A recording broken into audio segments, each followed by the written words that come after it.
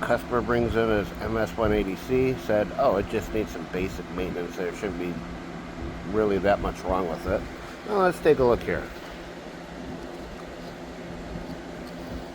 Oh, that looks like a treat. Our, yeah. That looks good. It was missing the E-clip. And,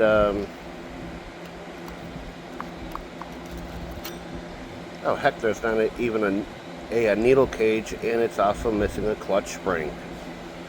Fun times. I mean, this thing looks like it was ran really good and very well taken care of. What do you guys think?